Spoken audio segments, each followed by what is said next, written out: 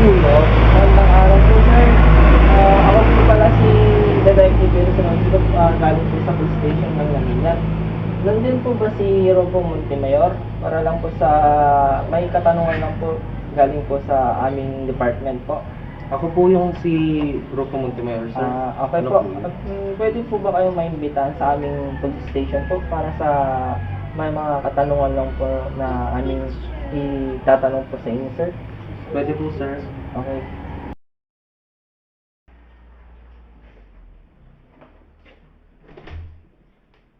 Nandito kami para malaman ang katotohanan. Kaya naman, kailangan namin ng kooperasyon mong sir. Ayon sa aming investigasyon, sir, may mga ebidensya kaming nakalap, hindi lamang sa pinangyarihan, pati na rin sa kalapit lugar. Anong kinalaman mo sa taong ito?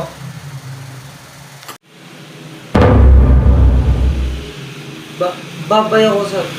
May kinalaman ka ba sa nangyari? Wala po, sir. Nasaan ka nung pagitan ng alas 4 hanggang alas 5 ng hapon? Bahay po, sir. Sino mga kasama mo sa bahay na yun? Wala po, sir. Kasi nagtratrabaho po sila, sir. Nasaan ka nung pagitan ng alas 4 hanggang alas 5 ng hapon? Nasa bahay po, sir. Sino ang kasama mo sa bahay? Wala po, sir. Kasi nagtatrabaho po sila lahat, sir. Kahit kapitbahay lang? Wala po, sir. At ayon sa investigasyon, may nakakita sa inyo bandang alas 3 ng hapon na nakikipag-inuman sa biktima. Totoo ba ito? Opo, sir. Anong okasyon? Magkayaan lang po, sir. May mga ebidensya kaming nakuha sa tingin namin may kinalaman dito. Alam mo ba kung kanino to? Itinapon ito sa bakanting lote na malapit sa pinangyarihan. Sigurado ka ba hindi sa'yo ito? Kasama ng kutsiling ito ang damit na ito. Sa'yo ba ang damit na ito? O hindi? Hindi po, sir. Nakikita mo ba ito? Nakita namin ito sa pinangyarihan ng krimen. Paano ba nakunan ka namin ng DNA test? O hindi?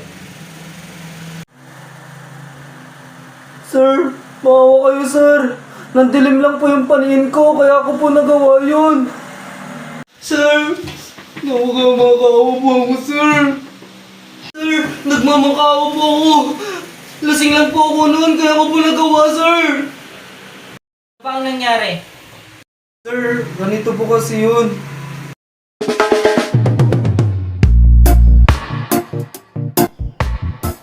Nilahad ng sospek ang mga nangyari at kung paano nangyari ang krimen.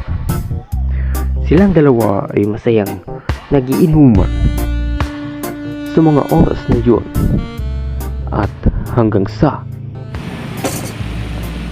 Oh, pre, shot! Ano siguro? Shot! Sige lang, pre! Sige lang, pre! Sige, pre!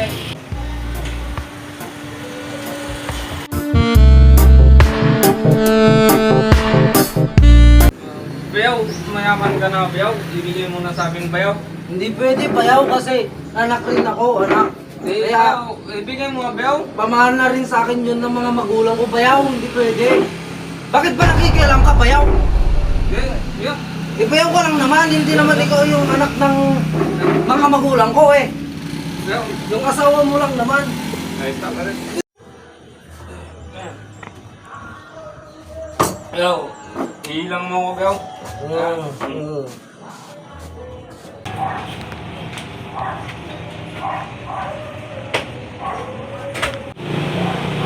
Wala na pala yung bayaw kong palasukas. Kakauwi ka naman.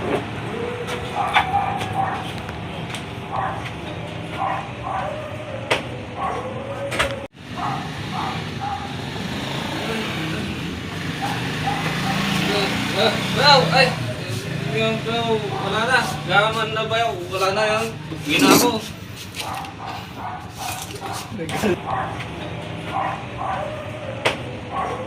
Asan na yung bayaw ko?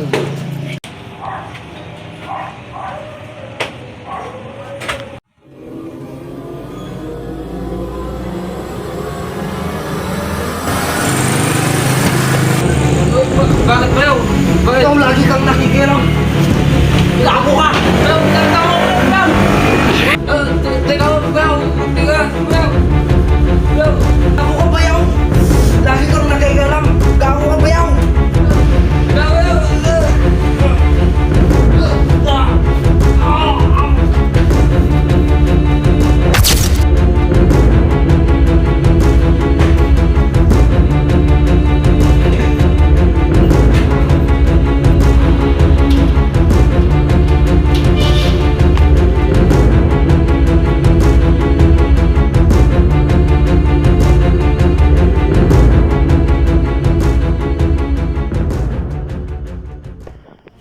nasa kustodiya siya ng ating kapulisan. Nang dahil sa lupa ay nagawa niya ang karumal-dumal na krimen. Sana'y magsilbing aral ito sa lahat.